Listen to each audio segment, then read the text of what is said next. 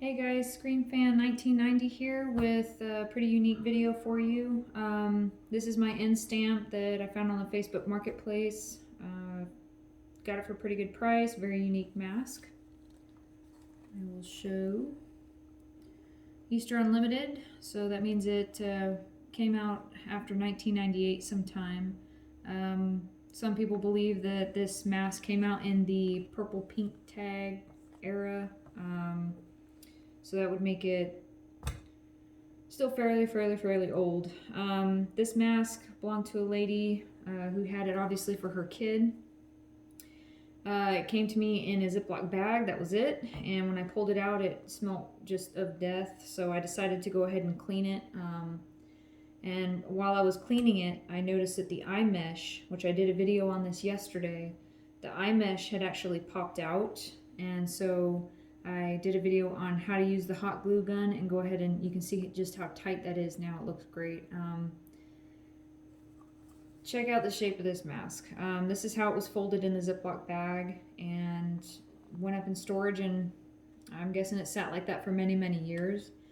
End stamp masks are pretty unique in a sense that they just seem like a mixture of a bunch of different masks, if you will. The eyes are very distinctive. It's got a very prominent point on the nose.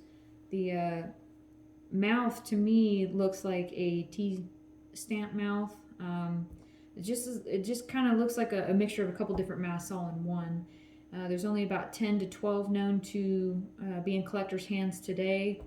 First one found in 2013. So I mean, it's not like super rare. I mean, it's not like people are, going crazy for them, but it's just a really unique mask with a lot of question marks behind it. One of which being, Tim Wagstaff has one of these, a beautiful copy of this, and his has in the forehead here holes, which would indicate that it had the plastic barbs to go through for a header tag. And nobody really knows how these things came packaged because nobody's found them in a costume pack or with a header tag on them. So they just assumed that it was only set up for the header tag itself. But this mask actually, to my knowledge, is the first that came out that was in a costume. The lady that had purchased this bought it. She's the original owner, and she bought it in a costume bag. So it was pretty cool to be able to put an extra piece to that puzzle. Yeah, just a really unique mask. I'm gonna do the hairdryer treatment on this for you guys today. As you can see, it's got a very severe fold on the left side of the face here, and I'm gonna try to work that out for you guys and show you how I do my hairdryer treatments. There's a couple different ways that you can do it. Tim Wagstaff actually posted a video showing this as well, so you guys go and check him out. He's on Facebook, he's got a YouTube account, and he is on Instagram as well. So you guys can go and check out some of his videos. He's got a website that just breaks all of these masks down. Very lovely website to look at if you have questions about these. The different stamps, the different tags, the different factories, just about Fun World itself, It's just really a great website. So go and check it out. It's ghostface.co.uk. And read up on some of the stuff that you have. It's just a great tool to use. So some people, I'm going to show this, mine because of the fold, this will not work for me, but I can show you a way of doing it, because when you use and do this hairdryer treatment, I mean, this thing gets hot and I burn my hands every time, but I like the method that I use, and that's why I stick with that. So you can take like a standard chip clip, and you grab your shroud and you're just going to bunch it up in the back like so. And this is going to give you somewhat of a handle. You take your chip clip and you're going to clip the material back here, and then you can actually, with the clip on it, you can hold the clip and grab the whole piece, and this is how you get that very distinctive bend that you see in the masks. So that's one way to do it. It kind of gives you a handle, something to hold on to.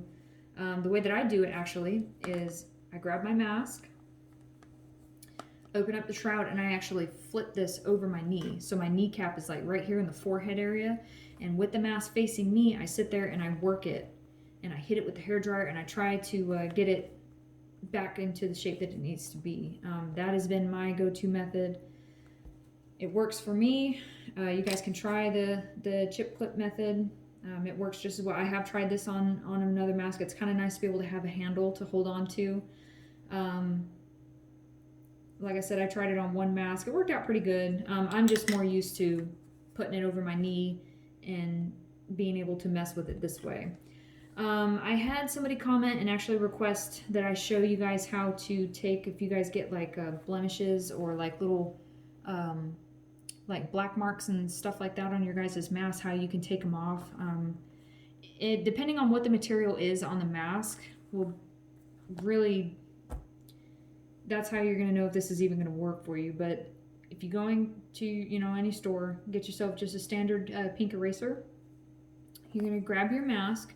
Like I said, depending on what it is, I mean, you never know if this is going to take it off, but don't sit there and just continue to rub it and because you can actually kind of mess your mask up. Just take your eraser, and I'm going to start on this little black smudge right here. This mask, I don't have a whole lot of masks that have any of this on it, but you're really just going to kind of use your pink eraser, and you're just going to rub, don't do it too hard, and just rub it for a minute and see if these little black marks will come off of your mask. This one isn't really wanting to.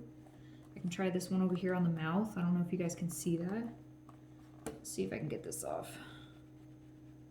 Just so I can kind of show you guys. Okay. Well, it's kind of wanting to come off. I'll keep working it here.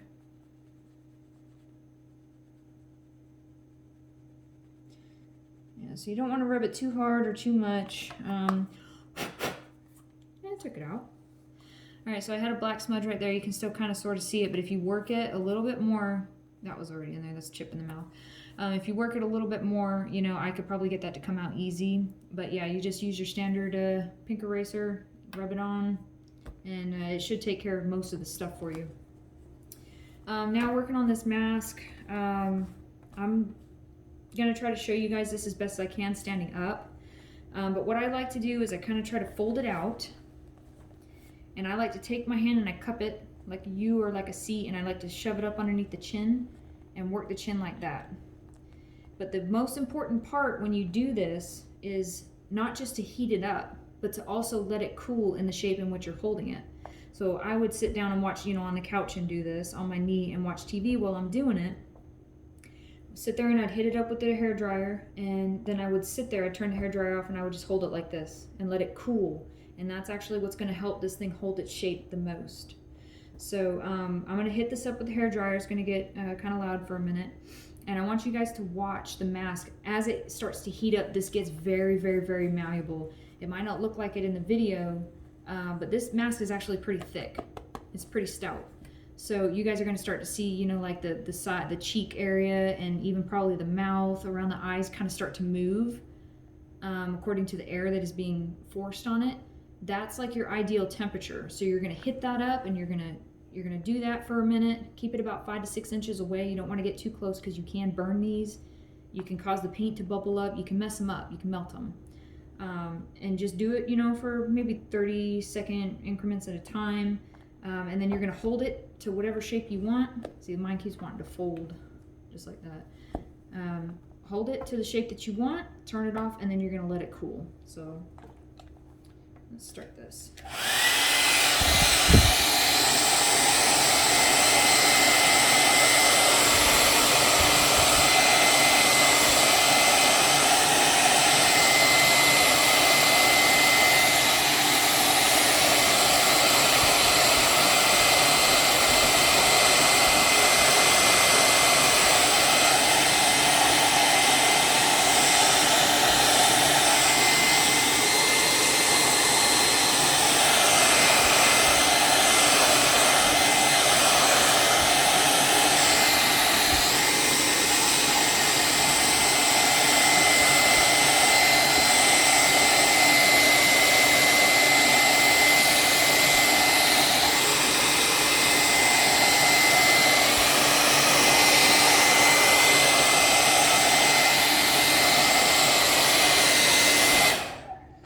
Okay, so as I was pointing in the video, you saw, I mean, you can just kind of see how much this thing is wanting to jiggle now.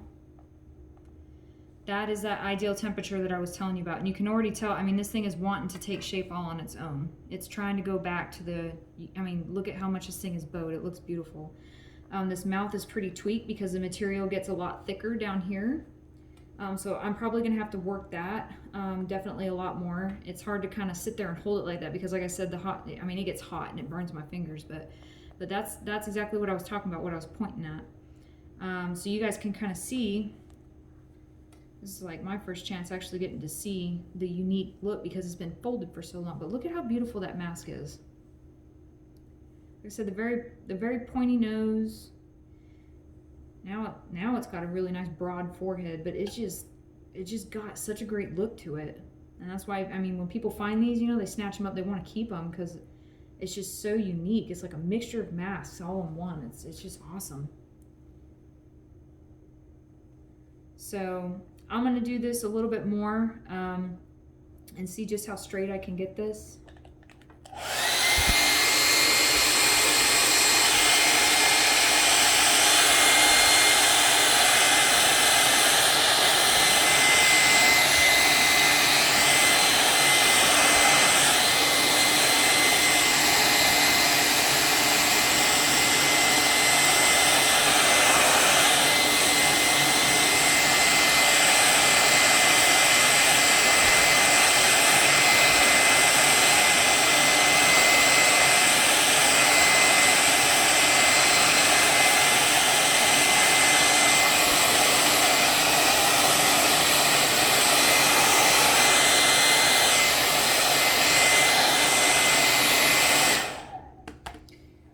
Okay, well, I'm just gonna sit here and hold this like this, you guys. Try to let this thing cool just like this. This mask might take one more treatment. I'm gonna see after tonight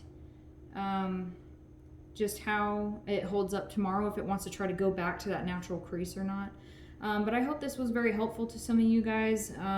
You know, especially if you guys are finding some of these, you know, at yard sales, garage sales, you know, on Facebook, whatever. You know, if people don't know that they're worth anything, they just chuck them in a bin of stuff, and they can get really, really, really bad. So, you know, bust out that hair dryer. I would not recommend using a heat gun of any sort. Some people probably use it, but that's just a lot of heat, and you don't want to accidentally drop it or something happen and you guys melt these masks. So simple hair dryer treatment for you guys out there, you know, just borrow your wife's, whatever. Hit it up, and see, as I'm doing, I'm just trying to keep the shape here, and I'll let it cool like this, and that's gonna really help hold all that. So anyways, I hope that this video was very helpful to you guys. If you guys have any questions, please feel free to comment, send me a message, like this video, give me a follow on Instagram. It's screenfan_1990. Show me some of your guys' hair dryer treatments. Let me know, you know, show some before and after pictures. I'd love to see them. And I hope you guys enjoyed this video. I'll talk to y'all later.